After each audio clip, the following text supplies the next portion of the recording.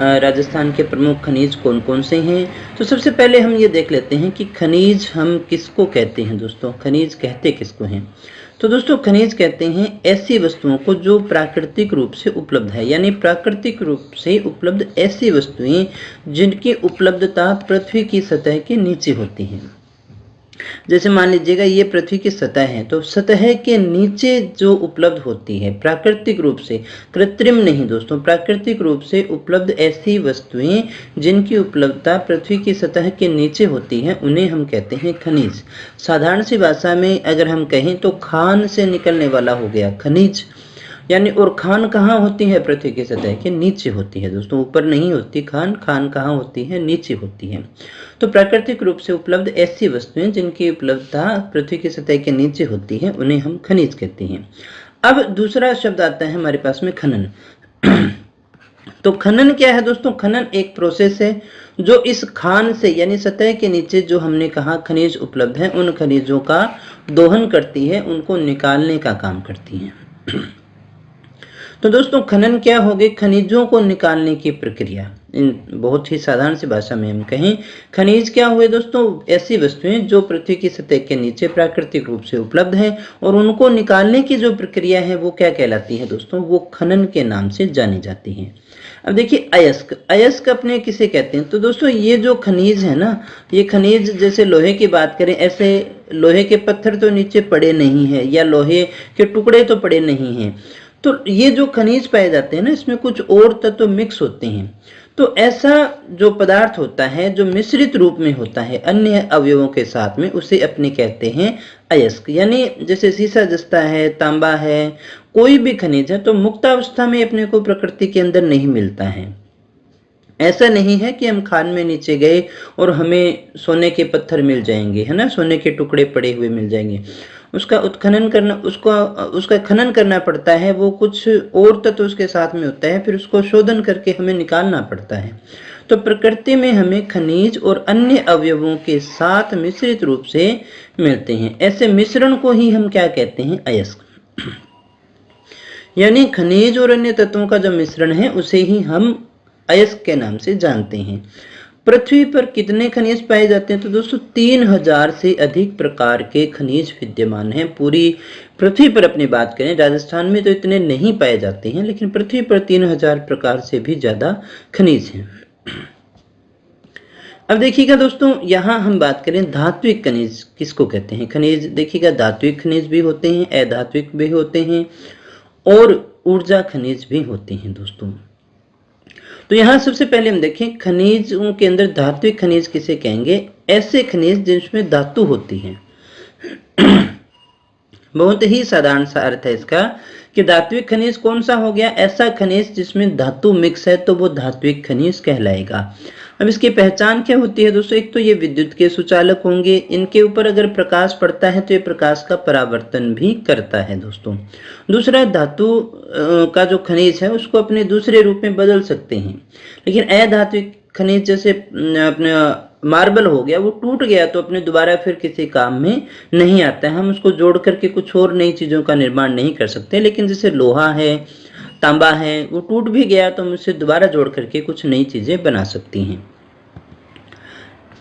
अब अधात्विक खनिज, अधात्विक खनिज कौन सा होगा, जिसमें धातु का अंश बिल्कुल भी नहीं पाया जाता। ये विद्युत के कुचालक होते हैं, साथ ही साथ ये प्रकाश का परावर्तन नहीं करते हैं, प्रकाश को ऑब्जर्व करते हैं, सोख लेते हैं अपने अंदर।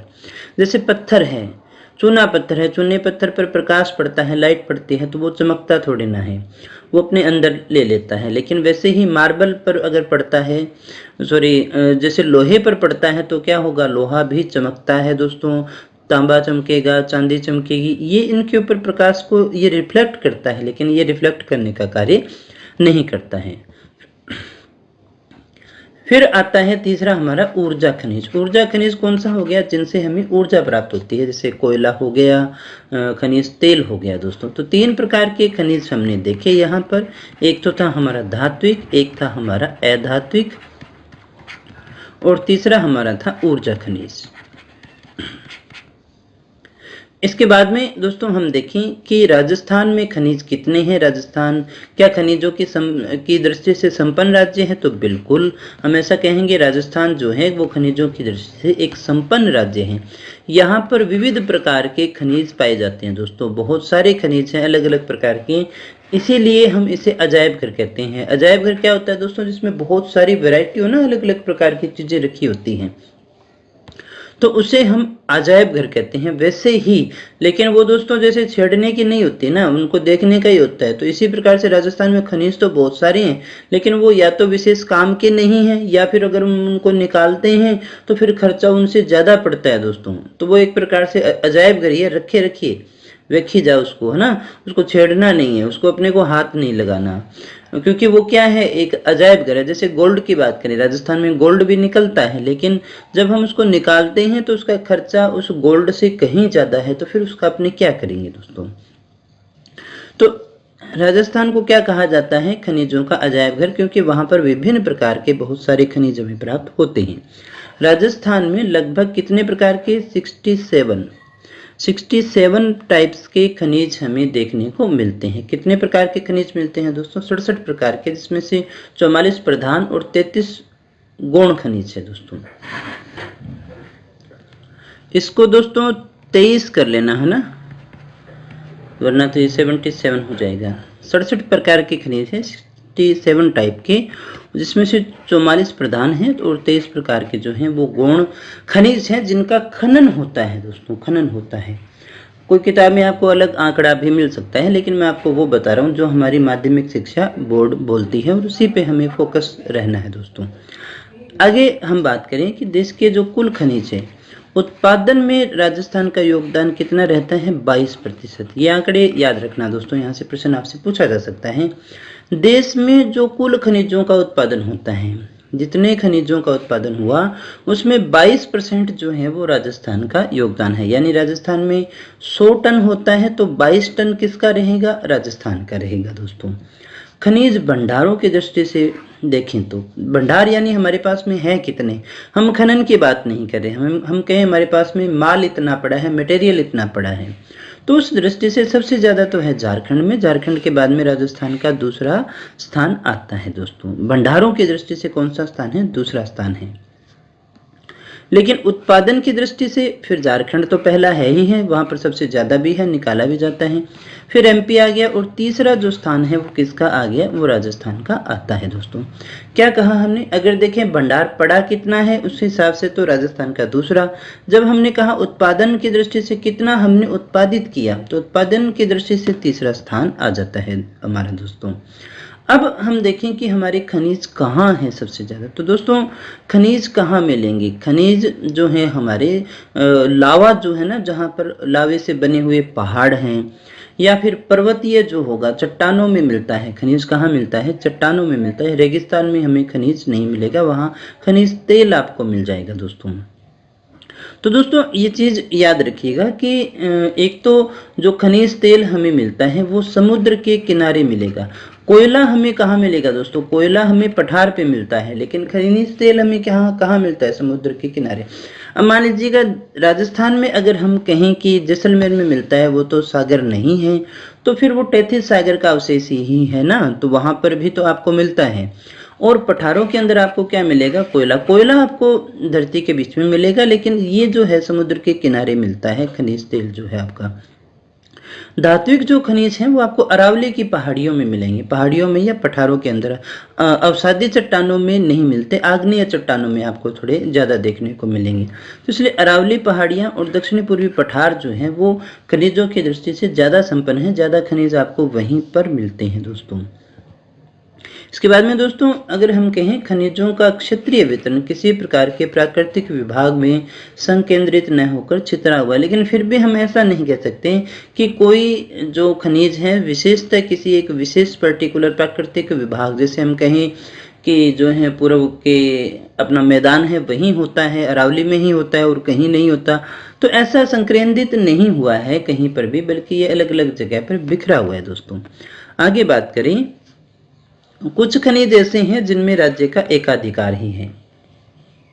एक क्वेश्चन यहाँ से काफ़ी बार पूछा जाता है, तो ये काफ़ी इंपॉर्टेंट है। वोल्स्टेनाइट है, जास्पर है, जस्ता, सीसा, फ्लोराइट, जिप्सम, संगमरमर, एस्बेस्टोस, घिया पत्थर, रॉक फॉस्फेट, ये जो खनिज हैं इनमें उत्पादन में एकाधिकार है, यानी केवल राजस्थान में ही लगभग 100% अपने मान लेते हैं कि ये राजस्थान में ही होता है दोस्तों। अब हम देख लेते हैं राजस्थान में खनिजों का वितरण, यानी कौन से खनिज कहाँ कहाँ हैं। सबसे पहले हम बात करते हैं तांबा। तांबा एक अलोह धातु खनिज है। धात्विक को भी अपने दो भागों में बांट सकते हैं, लोह धात्विक खनिज और अलोह धात्विक खनिज। लोह धात्विक जिसमें लोहे का अंश होता है और अलोह धात्विक खनिज जिनमें लोहे का अंश नहीं होता है दोस्तों। तो अलोह में आता है। दूसरा, तांबा उत्पादन में राज्य का देश में कौन सा स्थान है? दूसरा स्थान है, ये आपको याद रखना है। अब देखिएगा, तांबा शोधन का प्लांट कौन सा है? हिंदुस्तान कॉपर लिमिटेड है। तांबा शोधन का प्लांट कौन सा है? हिंदुस्तान कॉपर लिमिटेड है, HCL है, जो कहाँ लगा हुआ है? खेतड़ी में लगा हुआ है। खेतड़ी कहाँ है? झुंझुनू में है दोस्तों। अब हम देखें कि राजस्थान में तांबा जो है वो कहाँ कहाँ से होता है। झुंझुनू उसमें मुख्य स्थान रहेगा। खेतड़ी जो बड़ी खानों में आती है, खेतड़ी सिंघाना, जयपुर में नीम का थाना, अलवर में खोदरीबा, ये मोस्ट इंपॉर्टेंट है ना दोस्तों, क्योंकि काफ़ी समय से निकल रहा है, राजा महाराजाओं के समय से निकल रहा है, तो इसमें से क्वेश्चन आता है। तो हमारी पहली खाने खेतड़ी सिंघाना, नीम का थाना, अलवर में खोदरीबा। इसके अलावा दोस्तों अन्य खाने जो हैं जैसे पुर आगुचा और गुलापुरा, ये दोनों भीलवाड़ा में। इसके अलावा देबारी है, सलुम्बर है, रेल मगरा उदयपुर में है, विदासर चूरू में है। दोस्तों ऐसा नहीं है कि सारे एक जगह तांबा निकले कहीं और नहीं निकलेगा। अभी हमने कहा ना कि उसका संकेंद्रण नहीं है, कहीं पर अलग अलग जगह छितरा हुआ है, लेकिन हम कहीं विशेषता जो स्पेशल इसीलिए जाना जाता है उन खानों की अपने बात करते हैं। तो झुंझुनू का पहला स्थान ही अपने ले सकते हैं, खेतड़ी सिंघाना, ये नाम आपको विशेषता याद रखनी है। आगे बढ़ते हैं हम अगले खनिज की तरफ। फिर हमारे पास में आता है सीसा जस्ता। तो सीसा जस्ता का जो अयस्क है उसे अपने कहते हैं गेलना। ये मिश्रित रूप में आता है। देखिएगा दोस्तों, सीसा और जस्ता है ना, ये दोनों साथ ही हैं, लेकिन इनके अलावा भी इसमें कैलेमीन है, जिंकाइट है, विमेलाइट है, ये भी इसके मुख्य अयस्क है दोस्तों। सीसा जस्ता के उत्पादन में राजस्थान का क्या है दोस्तों? एकाधिकार है। राजस्थान में सीसा जस्ता के निक्षेप जो हैं वो आर्कियन और प्रोटोजाइक काल की चट्टानों में मिलते हैं। कौन सी चट्टानों में मिलते हैं दोस्तों? आर्कियन और प्रोटोजाइक काल के जो चट्टानें हैं उसमें मिलते हैं। अब ये है कहाँ? तो उदयपुर में जावर है, राजसमंद में राजपुरा दरीबा है, भीलवाड़ा में रामपुरा आगुचा है, गुलाबपुरा है, ये इसके मुख्य क्षेत्र माने जाते हैं दोस्तों। ये इसके मुख्य क्षेत्र माने जाते हैं। इसके बाद में दोस्तों यहाँ देखिएगा, अन्य क्षेत्रों की बात करें तो सवाई माधोपुर में चौथका बरवाड़ा, अलवर में गुड़ा किशोरीदास भी मुख्य है। लेकिन अगर आपसे पूछा जाए सबसे ज़्यादा उत्पादन कहाँ होता है, तो वो जावर क्षेत्र में होता है दोस्तों। कहाँ होता है दोस्तों? जावर क्षेत्र में हुआ करता है। उदयपुर के पास में देबारी है। देबारी में निजी क्षेत्र का हिंदुस्तान जिंक लिमिटेड का कारखाना भी स्थापित किया गया है। ये क्वेश्चन आ जाता है। चित्तौड़गढ़ का चंदेरिया, इसमें एशिया का सबसे बड़ा सुपर जिंक स्मेल्टर संयंत्र स्थापित किया गया है दोस्तों। अगर आपसे पूछा जाए सुपर जिंक स्मेल्टर संयंत्र जो है एशिया का सबसे बड़ा है, कहाँ पर है? चंदेरिया चित्तौड़ में है दोस्तों। किसकी सहायता से स्थापित किया गया था? तो इसे ब्रिटेन की सहायता से सन 2005 में स्थापित किया गया था दोस्तों। अब ये दोनों संयंत्र वेदांता समूह के अंतर्गत निजी क्षेत्र में कार्य कर रही हैं दोस्तों।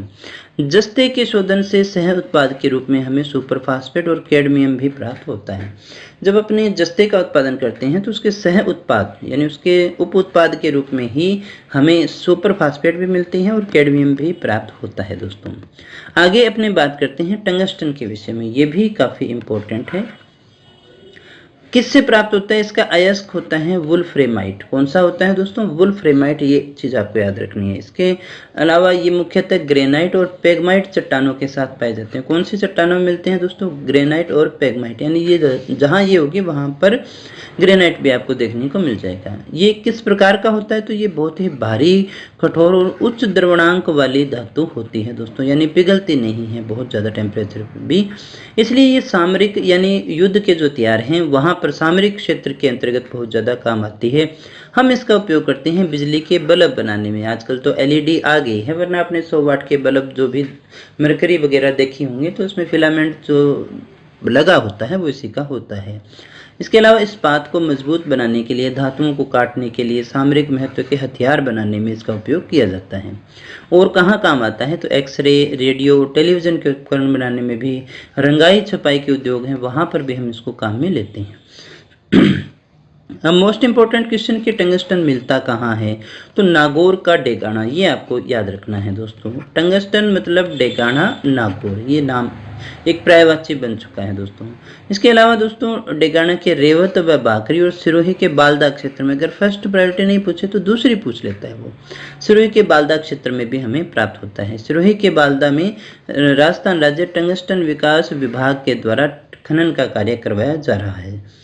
अब डेगाना और सिरोही को छोड़ दे तो फिर कहाँ होता है, डूंगरपुर के अमृतिया, उदयपुर के कुण, पाली के बराठिया, अजमेर के लादेरा साकुण क्षेत्रों में टंगस्टन के जमाव पाए जाते हैं। वर्तमान में इसका खनन बंद है क्योंकि आयातित टंगस्टन सस्ती है। हम बाहर से जो टंगस्टन मंगाते हैं वो इससे सस्ती है, जो अभी अपने स्टार्टिंग में बात कर रहे थे ना, खनन महंगा पड़ जाता है, तो बाहर से जहाँ से हमें आ रहा है वो सस्ता है, उससे तो हम क्यों निकालेंगे दोस्तों। आगे बढ़ते हैं और बात करते हैं चांदी के विषय में। चांदी देखिएगा सीसा जस्ता के साथ ही मिश्रित धातु के रूप में हमें प्राप्त होती है। इसको तन्यता और चोट सहने के गुण, यानी उसकी चादर जो है वो पीट पीट करके बड़ी बनाई जा सकती है और ये विद्युत का बहुत अच्छा सुचालक होता है। तो राजस्थान में चांदी कहाँ मिलती है, उदयपुर के पास सीसा जस्ता की जावर की खानों में ही और जावरमाला की पहाड़ियों में। हिंदुस्तान जिंक स्मेल्टर में ही इसका काम होता है। सीसा जस्ता के मिश्रण से चांदी को निकाल लिया जाता है। देश की चांदी के 80.8% सुरक्षित भंडार जो है वो राजस्थान में विद्यमान है दोस्तों। कितने हैं, हमने कहा भंडार हैं, निकलता कितना है वो एक अलग बात है दोस्तों, वो एक अलग बात है। इसके बाद में दोस्तों इसका अनुमान अगर आपको लगाना हो ना कितना होता है, तो 2009-10 के आंकड़े हमारे पास में उपलब्ध है 776.62 kg। इतना सोना 2009-10 में प्राप्त हुआ था दोस्तों, उत्पादन किया गया था, तो देख सकते हैं कितना ज़्यादा होता है। इसके बाद में दोस्तों बात करते हैं अधात्विक खनिजों के विषय में, जिनमें धातु नहीं होती है, धातु का अंश नहीं पाया जाता है। इन खनिजों के अयस्कों से रासायनिक प्रक्रिया से परिष्कृत कर उनके मूल खनिज अलग नहीं किए जाते हैं। इनका उपयोग जो है वो प्राकृतिक रूप में ही किया जाता है, जैसा मिलता है वैसा ही हम इसका उपयोग करते हैं। बाकी जो खनिज उनको रासायनिक प्रक्रिया के द्वारा हमें परिष्कृत करना पड़ता है, उसके बाद में वो अलग होता है, फिर हम उसका उपयोग करते हैं। शोधन की आवश्यकता नहीं होती इसमें। जैसे मार्बल है, मार्बल को केमिकल लगाए जाते हैं कि बस उसको उठाया, उसको काटा और हमने घरों में उसको लगा लिया, तो उसके शोधन की कोई फैक्ट्रीज नहीं हुआ करती है, कटिंग की होती है दोस्तों, फिनिशिंग की होती है ना। संगमरमर की बात करें तो उसके उत्पादन में राज्य का लगभग एकाधिकार ही है। राजस्थान का मकराना संगमरमर के लिए विश्व प्रसिद्ध है, क्योंकि देखिए ताजमहल विश्व प्रसिद्ध है तो उसमें भी यहीं का है ना मार्बल। अब ये जो संगमरमर है वो कई कलर का आता है, जैसे उदयपुर से हरे रंग का, भैंसलाना से काले कलर का, जालोर और बांसवाड़ा से गुलाबी कलर का, जैसलमेर से पीले कलर का, मकराना से सफेद कलर का, पाली से सतरंगी मार्बल प्राप्त होता है। यहाँ से क्वेश्चन आता है, ये आपको अच्छे से याद होना चाहिए। अगर आपके इसके उत्पादक क्षेत्र जानने हो तो धौलपुर, अलवर, जयपुर, कोटा, सिरोही, बांसवाड़ा, ये सारे हो गए दोस्तों। इनके अलावा धौलपुर, अलवर, जयपुर, कोटा, सिरोही, बांसवाड़ा के अंदर भी मार्बल की मुख्य खानी है दोस्तों। राज्य में उदयपुर, राजसमंद, किशनगढ़ इसके प्रमुख केंद्र हैं दोस्तों। सबसे ज़्यादा तो राजसमंद में और किशनगढ़ में आपको मिल जाएगा दोस्तों। यहाँ मार्बल जो है वो काफ़ी ज़्यादा निकलता है। आर के मार्बल वगैरह बड़ी बड़ी जो खाने हैं वो सारी की सारी यहीं पर है दोस्तों। आगे बढ़ते हैं, बात करते हैं जिप्सम की। जिप्सम जो है सबसे अधिक भारत के अंदर राजस्थान में ही हमें प्राप्त होता है। एक परतदार अवसादी चट्टान है। राजस्थान में 3 प्रमुख क्षेत्रों में इसका खनन होता है। कौन कौन से हैं? नागौर क्षेत्र में गोट मांगलोद, चूरू में बीकानेर, जामसर, लूणकरणसर, तारानगर। इसके अलावा जैसलमेर बाड़मेर का जो क्षेत्र है वहाँ पर मोहनगढ़ और हमीर वाली यहाँ पर हमें प्राप्त होता है। ये 3 क्षेत्र हैं। पाली, जोधपुर, यहाँ पर फालसुंद और मंगलोद में भी प्राप्त होता है दोस्तों। राज्य में इस खनिज के विकास की अपार संभावना है। इसका उपयोग कहाँ होता है? उर्वरक बनाने में इसका उपयोग होता है। इसके अलावा यह प्लास्टर ऑफ पेरिस पीओपी जो अपने करते हैं ना घरों के अंदर, उसमें काम आती है। सीमेंट के अंदर काम आती है, कलर बनाने की काम आती है। गंधक का तेजाब, अमोनियम सल्फेट, इनके लिए भी इसका उपयोग आता है दोस्तों। मुख्य तो अभी अपने पीओपी के रूप में देख ही सकते हैं दोस्तों। आगे बढ़ते हैं, आगे बढ़ते हुए बात करते हैं हमारे अगले प्रश्न की, यानी अगले खनिज की, तो वो है ईंधन खनिज। ईंधन खनिज में क्या हो गया दोस्तों? कोयला, खनिज तेल, प्राकृतिक गैस आदि आते हैं। यहाँ जो आपके आरबीएससी में था उसने सिर्फ पेट्रोलियम दिया था, तो पहले पेट्रोलियम की बात कर लेते हैं। बाकी अपने अन्य खनिजों में भी देखिए डिस्कस करें, कुछ भी छोड़ने वाले अपने नहीं है। पेट्रोलियम जो है कोयला के बाद में दूसरा महत्वपूर्ण शक्ति का संसाधन है। राजस्थान में कहाँ कहाँ है? तो बीकानेर, जैसलमेर, पश्चिमी जोधपुर में अवसादी चट्टानें पाई जाती हैं और इन्हीं में जो है पेट्रोलियम के भंडार सुरक्षित भी हैं। बाड़मेर, सांसौर बेसिन में भी तेल की संभावनाएं हैं, वहां पर भंडार हमें प्राप्त होते हैं। गुड़ा मिलानी के नगर गांव, मामियों की ढाणी, ब्रिटेन के केयर एनर्जी लिमिटेड को खनिज खनन की उत्पत्ति अनुमति जो है वहां पर मिल चुकी है। रागेश्वरी का नाम आप काफी लंबे समय से सुन रही होंगे दोस्तों। बाड़मेर सांसौर बेसिन में मंगला कुएं सहित 31 कुओं की खुदाई की गई है। जैसलमेर में तनोट, गोटारू, डांडेवाड़ा, सादेवाड़ा, मनियारी, टिब्बा, लोंगेवाड़ा खनिज तेल के उत्पादन की दृष्टि से मुख्य केंद्र है दोस्तों। ये बड़े साधारण सी बात है। राज्य में पेट्रोलियम अन्वेषण, उत्पादन, परिशोधन, वितरण, परिवहन हेतु Rajasthan state petroleum corporation limited का गठन किया गया है। ये हमारी एक इम्पोर्टेंट लाइन आती है जहाँ से आपसे प्रश्न पूछा जा सकता है। इसके बाद में दोस्तों आगे बढ़ते हैं और बात कर लेते हैं राजस्थान के अन्य महत्वपूर्ण खनिज कौन कौन से हैं। इन शॉर्ट इनको भी डिस्कस कर लेते हैं ताकि कहीं से भी कोई क्वेश्चन पूछे तो अपना गलत नहीं हो दोस्तों। तो यहाँ हमारा सबसे पहला खनिज है वो है मैंगनीज दोस्तों। मैंगनीज कहाँ मिलता है? बांसवाड़ा। मैंगनीज के लिए आपको एक नाम जो पहला याद रखना है वो है बांसवाड़ा। ये खान आगे वाली अगर आपको याद रहे, क्षेत्र आपको याद रहे तो भी ठीक है, नहीं भी रहे तो भी दिक्कत नहीं है, क्योंकि प्रश्न जो आपसे पूछा जाता है वो ज़्यादा से ज़्यादा डिस्ट्रिक्ट का आता है। दूसरा टिपिकल क्वेश्चन कई बार वो इन सारे नामों को देगा तो कहीं ना कहीं आप आराम से निकाल लेंगे। तो मैंगनीज लीलवानी, नराड़िया, सिबोनिया, सागवा, कांसला, कालाकुंटा, तलवाड़ा क्षेत्र में मिलता है। अन्यथा दोस्तों उलझ गए तो बहुत सारे नाम आपको किताबों में इसमें देखने को मिल जाएंगे। टंगस्टन को अभी हमने देखा ही था, नागौर के डेगाना के पास, बस ये हमें याद होना चाहिए। इसके अलावा सिरोही का वालदा, ये दो नाम आपको याद होने चाहिए दोस्तों। फिर आगे बढ़े हम अपने लौह अयस्क के विषय में। यहाँ से प्रश्न आता है जयपुर का मोरिजा बनोल, डाबला, उदयपुर की नाथरा के पास, दौसा के नीमला, लालसोट और भीलवाड़ा के पुरबनेरा। यहाँ ये आपका इंपॉर्टेंट है, इसकी सारी चीज़ों को याद करना है दोस्तों। जयपुर का मुरीजा बनोल, डाबला, उदयपुर के दांतरा के पास, दौसा का नीमला, लालसोट, भीलवाड़ा का पुरबनेरा। इसके अलावा दोस्तों गोल्ड की बात करें तो बांसवाड़ा के आनंदपुरा, भूकिया और तिमारन माता क्षेत्र में ये हमें मिलते हैं। इसके अलावा और भी जो है भंडार मिल चुके हैं दोस्तों। चांदी की बात करें तो चांदी से जस्ते के साथ संयुक्त रूप से मिलती है, तो जावर उदयपुर के खान हो गए, रामपुरा दरीबा हो गई और भाड़क भीलवाड़ा आदि में ये पाई जाती है दोस्तों।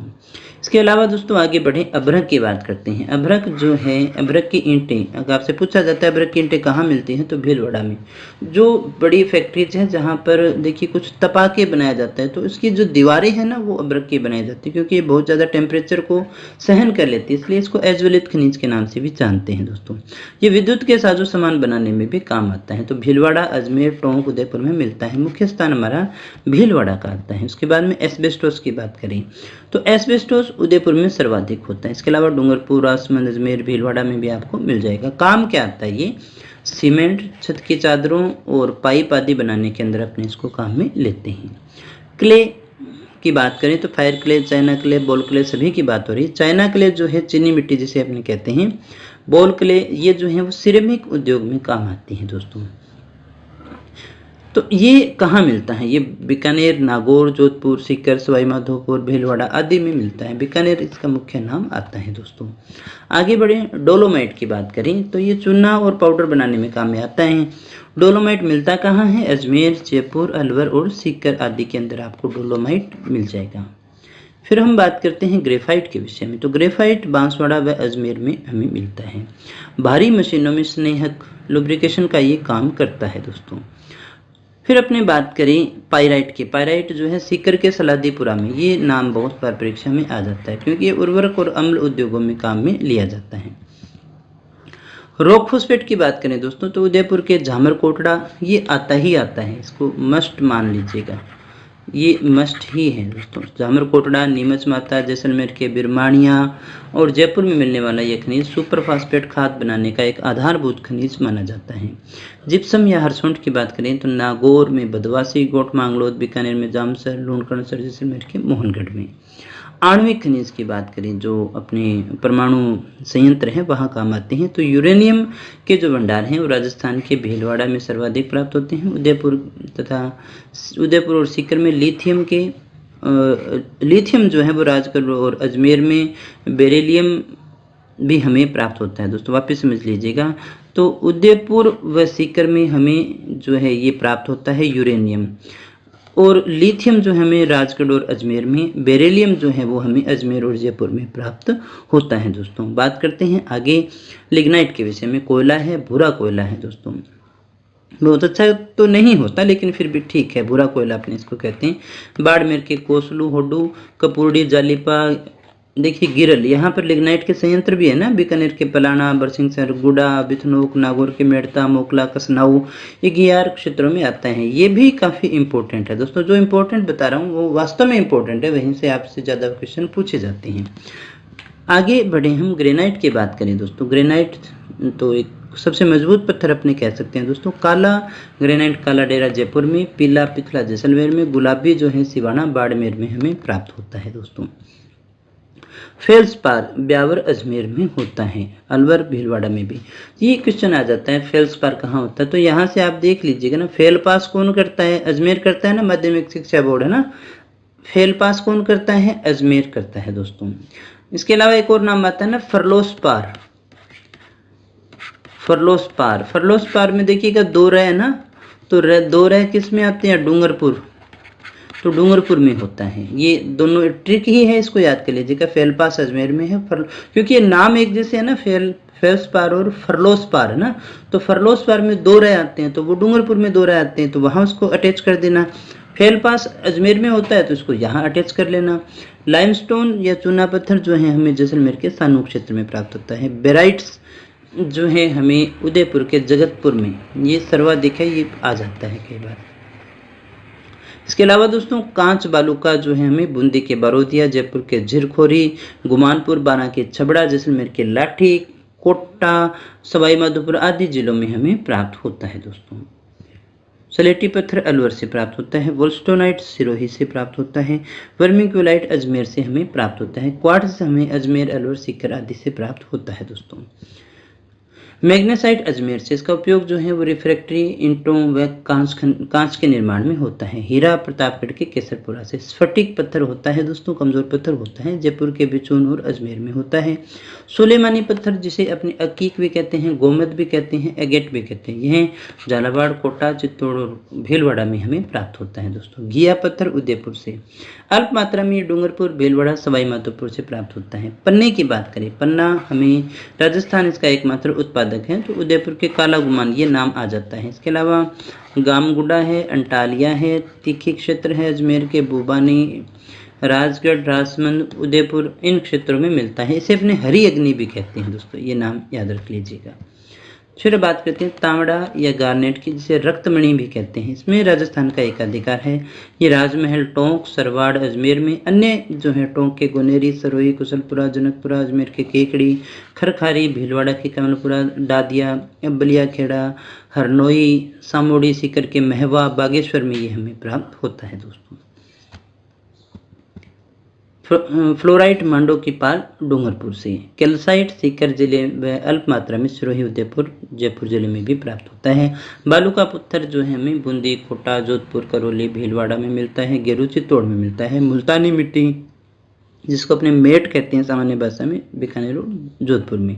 बेंटोनाइट बाड़मेर और सवाई माधोपुर में। तो ये दोस्तों कुछ एक खनिज थे जिनकी उत्पत्ति कहाँ होती है, ये अपने देख चुके हैं। आगे हम बात कर लेते हैं राजस्थान में अधिक मात्रा में उत्पादित होने वाले खनिज कौन से हैं। तो ये एक टेबल है। वोल्स्टोनाइट 100%, गार्नेट 100%, जास्पर 100, जस्ता 99, फ्लोराइड 96, जिप्सम 93, संगमरमर 90% होता है, 90% होता है, एस्बेस्टोस 89, घिया पत्थर 87, सोपस्टोन 87, सीसा 80%, चांदी 76%, रॉक फॉस्फेट 75, बोल ball 71%, calcite 70%, sandstone 70%, Kota stone 70% feldspar जो है वो 70% तक हमें प्राप्त होता है दोस्तों। तो दोस्तों ये हमारे कुछ एक खनिज थे। या हम यहाँ से परसेंटेज आपसे न पूछेगा, कभी नहीं पूछता, यहाँ आपसे पूछ लिया जाता है सर्वाधिक उत्पादन वाले या अपने ये लगभग इनका एकाधिकारी मानते हैं ना, जब 70% से ज़्यादा हो गया तो एकाधिकार सही हो गया, तब यहाँ से कोई ना कोई प्रश्न आपसे पूछा जा सकता है। उम्मीद करता हूँ सारे आपको बातें अच्छे से समझ में आ गई होगी। तो दोस्तों ये थे हमारे मुख्य खनिज। अगर आप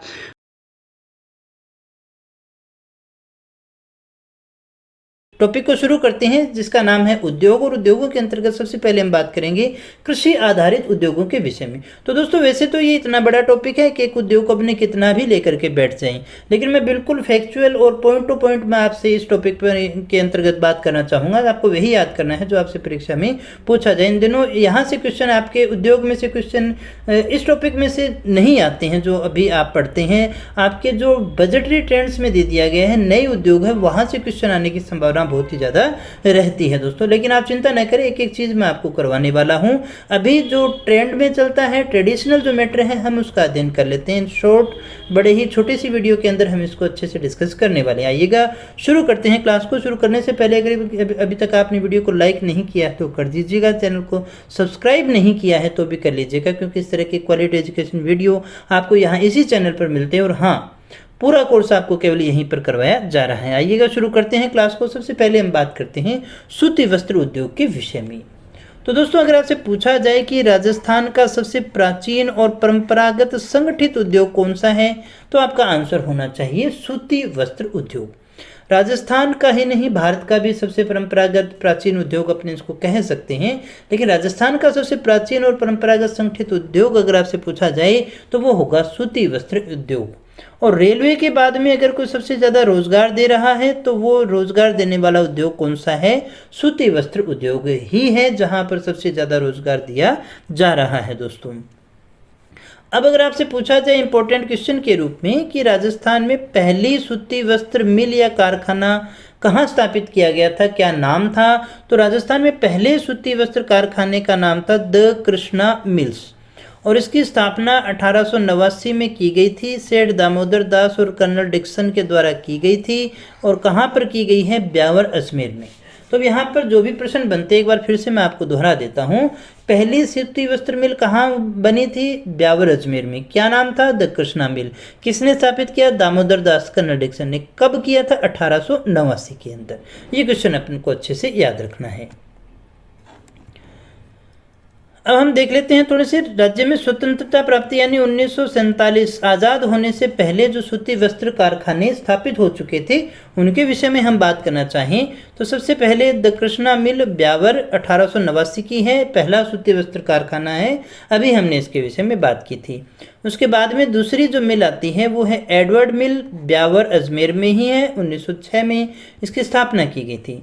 तीसरी आती है द महालक्ष्मी मिल, ब्यावर अजमेर में ही है, इसकी स्थापना 1925 में की गई थी। फिर आती है the Mewar textile mill, Bhilwara में, इसकी स्थापना 1938 में की गई। फिर है महाराजा उमेद मिल, ये पाली में है, 1942 के अंदर इसकी स्थापना की गई। सादुल टेक्सटाइल मिल श्री गंगानगर में है, 1946 में स्थापना की गई थी। तो ये 6 वो मिल हैं जो 1947 से पहले यानी भारत के आज़ाद होने से पहले इनकी स्थापना की गई थी। एक बार फिर से देख लीजिएगा, पहली कौन सी है? द कृष्णा मिल 1889 वाली। फिर दूसरी मिल कौन सी है? एडवर्ड मिल, ब्यावर अजमेर। ये तीनों तो अजमेर में ही है, ये 3 तो अजमेर में ही है। 1889, 1906, 1925 के अंदर। 1938 के अंदर भीलवाड़ा में खोली गई है द मेवाड़ टेक्सटाइल मिल। पाली में खोली गई 1942 के अंदर महाराजा उमेद मिल के नाम से। गंगानगर में 1946 में सादुल टेक्सटाइल मिल के नाम से। आज़ादी से पहले स्थापित किए गए ये सूती वस्त्र के कारखाने हैं। फिर हम बात करें स्वतंत्रता के बाद में, तो बहुत सारे हो गए, लेकिन फिर भी जो इम्पोर्टेंट है उनकी बात करें। सबसे पहले हम निजी क्षेत्र में, प्राइवेट सेक्टर के अंदर जो बने उनकी बात करना चाहेंगे। तो सबसे पहले यहाँ हम देखते हैं आदित्य कॉटन मिल कहाँ है, किशनगढ़ अजमेर में है दोस्तों। निजी क्षेत्र की है। The Vijay cotton mill Vijaynagar में है। राजस्थान सहकारी मिल्स कहाँ है, गुलाबपुरा भीलवाड़ा में है। उदयपुर टेक्सटाइल मिल कहाँ है, उदयपुर में है। राजस्थान टेक्सटाइल मिल भवानी मंडी में है। श्री गोपाल टेक्सटाइल मिल कहाँ है, कोटा में है। तो ये 6 मिल यहाँ पर है स्वतंत्रता के पश्चात जो इम्पोर्टेंट है दोस्तों, उनके विषय में ही बात की है। राजस्थान में सहकारी क्षेत्र में अगर स्थापित सूती वस्त्र कारखानों की बात करें तो राजस्थान सहकारी कताई मिल लिमिटेड जो है गुलाबपुरा भीलवाड़ा 1965 में बनी थी। श्री गंगानगर सहकारी कताई मिल हनुमानगढ़ में है, 1978 में बनी। गंगापुर श्री सहकारी कताई मिल गंगापुर भीलवाड़ा में बनी 1981 में। लेकिन वित्तीय रुग्णता यानी कि पैसे की कमी के कारण राष्ट्रीय वस्त्र निगम के द्वारा 1974 में राजस्थान की 3 सूती वस्त्र मिल, जिनका नाम नीचे पढ़ेंगे हम, उनको अधिग्रहित कर लिया गया और सूती वस्त्र उद्योग को सार्वजनिक क्षेत्र का दर्जा दे दिया गया दोस्तों।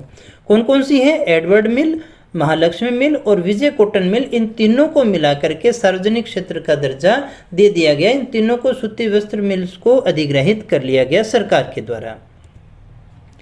राजस्थान में सहकारी और निजी क्षेत्र की सूती वस्त्र कारखानों के नियंत्रण, निर्देशन और संचालन के लिए 1 अप्रैल 1993 को जयपुर में स्पिनफेड की स्थापना की गई। किसकी स्थापना की गई दोस्तों, स्पिनफेड की। अब देखिएगा क्यों की गई है, सहकारी और निजी क्षेत्र की जो सूती वस्त्र के कारखाने हैं उनका नियंत्रण, निर्देशन, संचालन सही ढंग से हो सके, इसलिए 1 अप्रैल 1993 को जयपुर में स्पिनफेड की स्थापना की जाती है। इसमें 3 तो सहकारी और 1 निजी क्षेत्र की जो मिल है उनको आपस में जोड़ दिया जाता है, मिला दिया जाता है। कौन कौन सी हैं, राजस्थान सहकारी मिल गुलाबपुरा वाली, राजस्थान सहकारी कताई मिल गुलाबपुरा सहकारी क्षेत्र वाली, श्री गंगानगर सहकारी कताई मिल हनुमानगढ़ वाली और गंगापुर सहकारी कताई मिल गंगापुर वाली, इन सभी को मिलाकर के स्पिनफेड की स्थापना की गई, जिसका पूरा नाम राजस्थान राज्य सहकारी स्पिनिंग एंड वीविंग मिल संघ के नाम से हम इसको जान सकते हैं दोस्तों। फिर हम बात करें चीनी उद्योग की। चीनी के बारे में आप सभी जानते हैं, जरूरी बातें जो मैं यहाँ पर करना चाहूँगा। तो राजस्थान का दूसरा बड़ा कृषि आधारित उद्योग सूती वस्त्र के बाद में हम कहें तो यही रह जाता है। ये सबसे बड़ी इसकी विशेषता है, तीनों क्षेत्रों में कार्यरत है और यही क्वेश्चन सबसे ज़्यादा पूछा जाता है। तीनों क्षेत्र मतलब निजी क्षेत्र में भी है, सार्वजनिक में भी है और साथ ही साथ सहकारी में भी है। सहकारी क्षेत्र हो गया, सार्वजनिक हो गया और निजी क्षेत्र हो गया, तीनों क्षेत्र में है। निजी क्षेत्र में जो बना वो पहला कारखाना भी है, इसका नाम है मेवाड़ शुगर मिल। कहाँ है, भोपाल सागर चित्तौड़गढ़ में है। तो चीनी का पहला कारखाना मेवाड़ शुगर मिल के नाम से भोपाल सागर में प्राइवेट सेक्टर के अंदर स्थापित किया गया था 1932 के अंदर। दूसरा जो कारखाना है वो 1956 में बना, दी गंगानगर शुगर मिल्स के नाम से, गंगानगर, और ये जो है वो सार्वजनिक क्षेत्र का था। चुकंदर से चीनी बनाने का एशिया का पहला कारखाना इसे मानते हैं अपने। गन्ने से नहीं, यहाँ पर चुकंदर से चीनी बनती है। और यहाँ पर इसके सलरी से देखिएगा जो है शराब भी बनती है। गंगानगर शुगर मिल जो है वो मदिरा भी बनाती है। तृतीय कारखाना जो है 1965 में केशवराय पाटन शुगर मिल के नाम से बूंदी में स्थापित किया गया, ये सहकारी क्षेत्र का था। फिर हम बात कर लेते हैं वनस्पति घी उद्योग की। तो इसमें ज़्यादा कुछ प्रश्न नहीं बनते हैं। प्रथम कारखाना 1964 में भीलवाड़ा में स्थापित किया गया था। वर्तमान में 4 कारखाने हैं जयपुर के अंदर, एक चित्तौड़गढ़ में है, एक भीलवाड़ा में है दोस्तों। बस इतना ही था इसमें। खनिज आधारित कुछ उद्योगों के विषय में हम बात कर लेते हैं। तो सीमेंट उद्योग की बात करें, हम यहाँ वो नहीं जाएंगे, सीमेंट कैसे बननी प्रारंभ हुई, क्या करना है, हम डायरेक्ट हमारे क्वेश्चंस पे आते हैं जो आपसे परीक्षा में पूछे जाते हैं।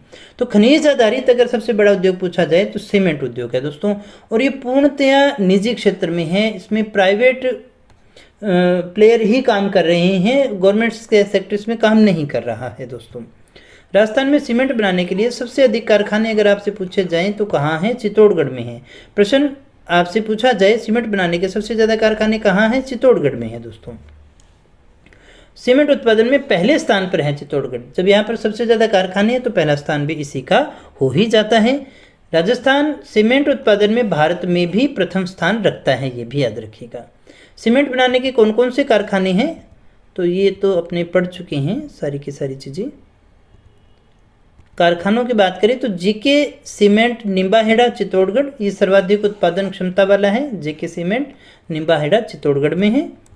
उसके बाद में लाफार्ज सीमेंट है, निम्बाहेड़ा चित्तौड़गढ़ फ्रांस से संबंधित है ये। और अल्ट्राटेक सीमेंट जो है वो कोटपुतली में है, जयपुर में है। और सर्वाधिक सीमेंट उत्पादन का यहाँ पर होता है दोस्तों, उत्पादन यहाँ हो रहा है। श्रीराम सीमेंट श्रीराम नगर कोटा में है, यहाँ पर न्यूनतम उत्पादन होता है। वैसे ये कोई ज़रूरी फैक्ट तो नहीं है, बस फैक्ट्रियों को याद रख सकते हैं आप। श्री सीमेंट ब्यावर अजमेर में है। राजश्री सीमेंट खारिया मीठापुर नागौर में है। मंगलम सीमेंट जो है वो मोडक कोटा में है। माही सीमेंट बांसवाड़ा में है दोस्तों। बिनानी सीमेंट सिरोही में है। चेतक सीमेंट चित्तौड़गढ़ में है। बिड़ला सीमेंट चित्तौड़गढ़ में है।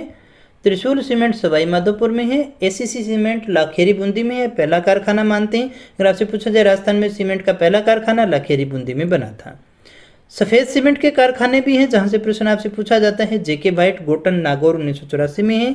बिड़ला वाइट सीमेंट खारिया खंगार जोधपुर में है। अंबुजा वाइट सीमेंट मुंडवा नागौर में है दोस्तों। तो दोस्तों ध्यान दीजिएगा, जो मैं करवा रहा हूँ बिल्कुल जो ज़रूरी फैक्ट है वो मैं आपको सारे करवा रहा हूँ। घबराने की चिंता करने की बिल्कुल भी बात नहीं है। कम से कम पहले आप इतना याद कीजिएगा, मैं आपको सारा मैटर दे करके जाऊँगा।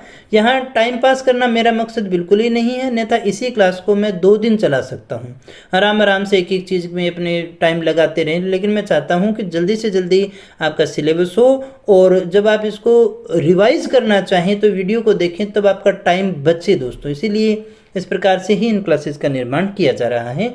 तो क्लास से इसी प्रकार से जुड़ी रहिएगा, और किसी प्रकार की कोई दिक्कत हो, कमी हो तो कमेंट करके ज़रूर बताइएगा। सारे कमेंट मैं पढ़ता हूँ और कोशिश रहती है कि सभी कमेंट के जवाब आपको दिए जाते हैं दोस्तों। अगर फिर भी कोई क्वेरी हो तो आप हमारे टेलीग्राम चैनल से जुड़े हुए हैं, नहीं जुड़े हुए हैं तो जुड़ जाइएगा, वहाँ पर आप प्रश्न भी पूछ सकते हैं दोस्तों। अन्यथा हमारे हेल्पलाइन नंबर के द्वारा भी आप मुझसे बात कर सकते हैं दोस्तों। आप मुझे व्हाट्सएप भी भेज सकते हैं, नंबर आपको मिला हुआ है, जहां से आप जो है व्हाट्सएप के द्वारा कोई अपनी बात कहना चाहते हैं तो वो कह सकते हैं। क्लासेस आपके लिए कोई सुझाव हो तो बिल्कुल कमेंट करके दीजिएगा, मुझे बड़ा अच्छा लगेगा। अगर आप मुझे मेरी कमियां भी बताएंगे और कुछ सुधार बताएंगे तो आप ही के लिए है क्लासेस, सुधार उसमें कर लिया जाएगा दोस्तों।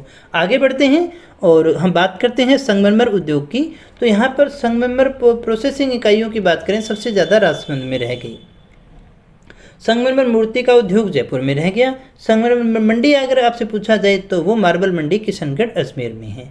कांच उद्योग के विषय में बात करें तो खनिज आधारित दूसरा सबसे बड़ा उद्योग तो यही नहीं है दोस्तों, लेकिन कांच बनाने के कारखाने की अगर हम बात करें, ये इसको काट दीजिएगा, कांच बनाने के कारखाने कहाँ हैं तो the hitech precision glass factory कहाँ है, धौलपुर में है, सार्वजनिक क्षेत्र की है दोस्तों।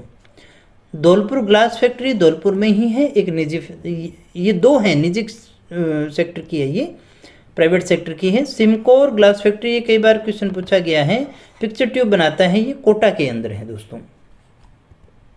Saint Gobain glass factory Kaharani Alwar में है, फ्रांस की है, ये क्वेश्चन भी आपसे पूछा गया है। ये बजट आधारित क्वेश्चन वापस दोहरा रहा हूँ दोस्तों, जो भी आपसे अगर क्वेश्चन पूछे जाएंगे ना उद्योग में से तो आप यकीन मान के चलिएगा लगभग आपकी संभावना है कि आपके करंट में से ही पूछे जाएंगे दोस्तों।